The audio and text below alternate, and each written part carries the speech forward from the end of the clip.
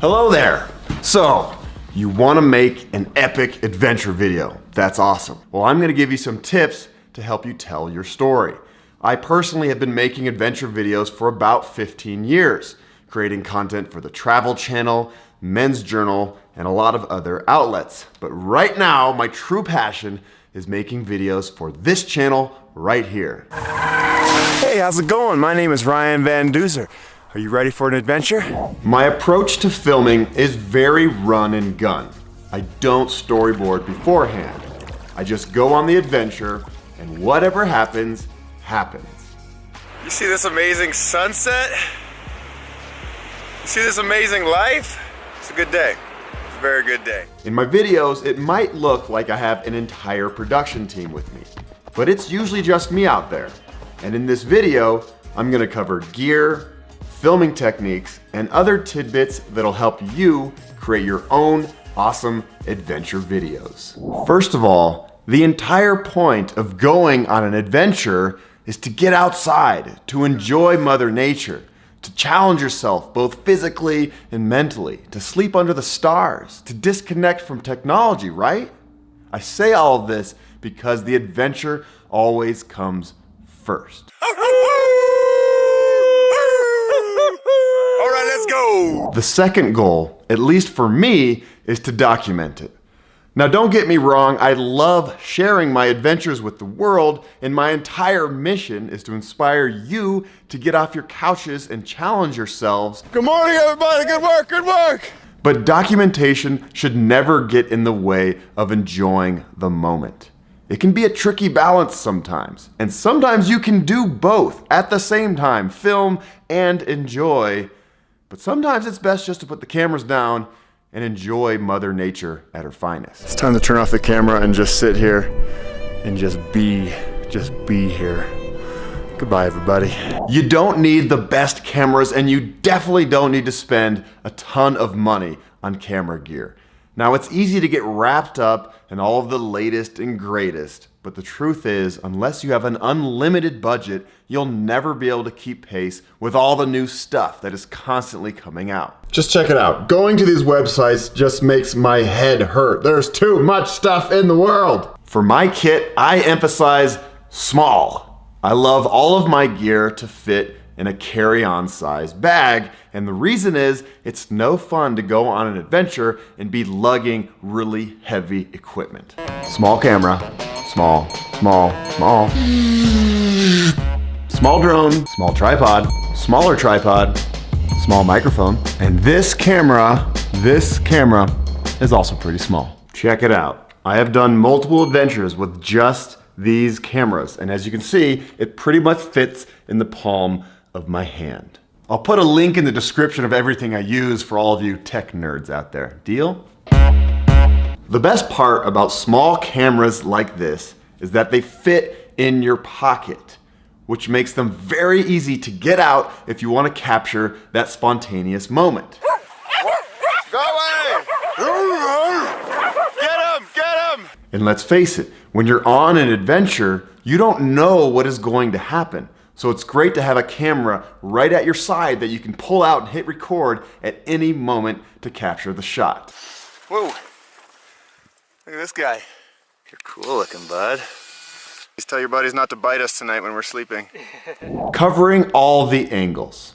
Now I love my action camera because it is so easy to stick on my head and hit record. But hold on just a second. If you put this camera on your head and hit the record button and let it roll for the next 5 hours of your adventure, your footage is gonna be a little bit boring. It's only one angle. Here's what you can do to get a few more different angles. Take that helmet cam off your head and put it on a selfie stick like this. And when you're on your bike or when you're walking, record forward for 10 seconds, record backwards, record your feet, record to the left, record to the right. And then when you edit, you have a lot of different angles to clip to, and it looks way better.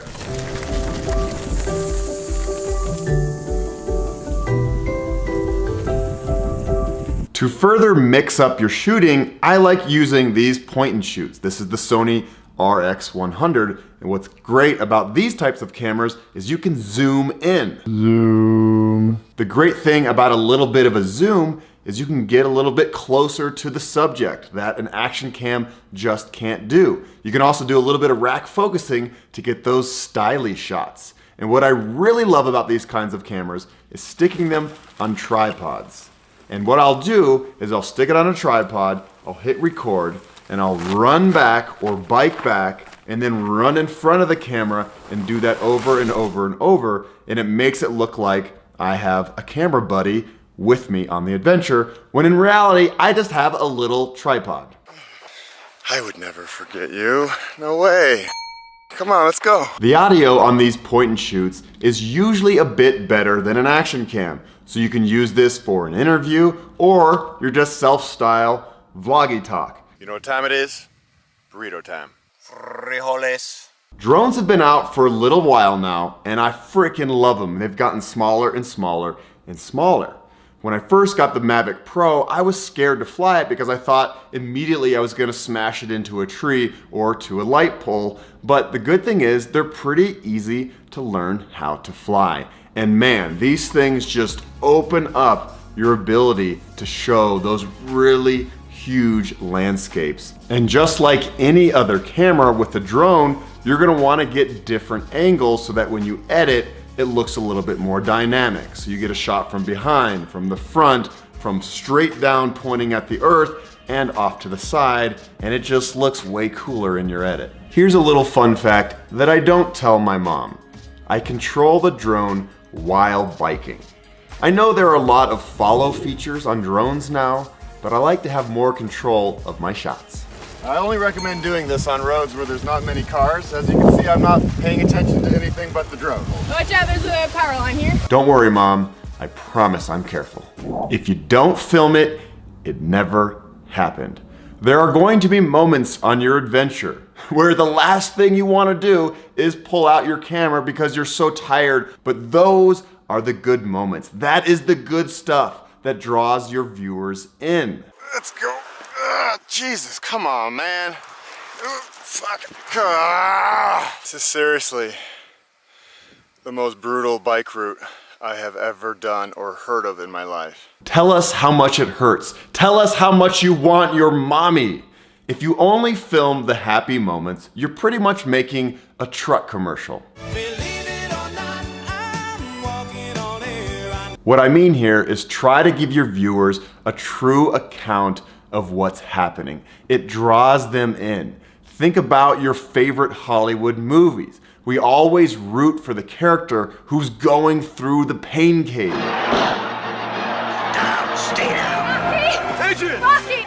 I love you! We're all humans. We've all been through tough stuff. And if you show that, I guarantee you, your viewers are gonna start rooting you on. This is insane. At this point, it's all about just one foot in front of the other. It is painful, painful, painful. Here's a big one, audio. Tickle, tickle, tickle, tickle. I personally like to record all of my audio in the moment as it's happening, as opposed to doing a voiceover later on in post. And the reason why I like this is because it just sounds more natural, it sounds more conversational, and you're right there in the moment. So it's just real. When you come home a month later and start editing and you try to match that emotion, it just doesn't sound very genuine, at least for me. It feels really good to be here. Planning this trip at home, looking at the maps, looking at the photos, I didn't really know what to expect. And it's been just absolutely mind-blowing out here. And finally, if you want to start making adventure videos, good adventure videos, you have to put in the effort. And I know that it's a pain in the butt sometimes to pull out your camera gear when you're tired and set it up on tripods and ride by your tripod or run past your tripod or walk past your tripod over and over and over and over. But that's what's necessary to be able to tell a complete story. Mr. Camera, let's go. But I promise you, if you do this, you'll be well on your way to 1 million subscribers. Or maybe 35,000-ish. Please like and subscribe. Help a doozer out. And as a bonus tip, always bring lots of extra batteries.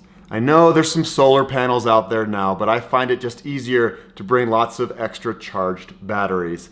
Depending on your adventure, you might be able to charge up every now and then at a truck stop or a cafe. But there is nothing worse than being out in the middle of nowhere in a beautiful area wanting to record and you have no batteries. So these, even though, it's a lot, it's still pretty small. I'm not gonna get into editing here, but if you get a variety of shots in the first place, it's gonna make editing a lot more enjoyable and a lot more fun for your viewer.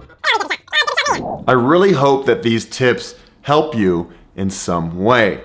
I've been making videos for a long time and I'm still learning. I have not made the perfect video, and that's what keeps me motivated to keep on creating content and going out there and having fun.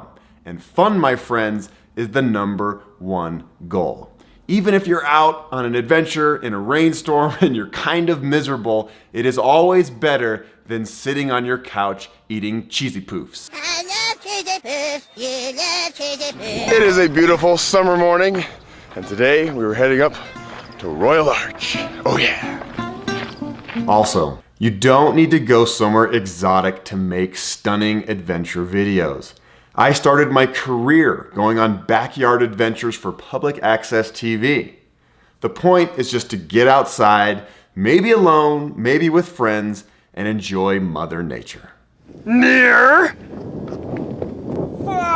If you want to check out my adventures,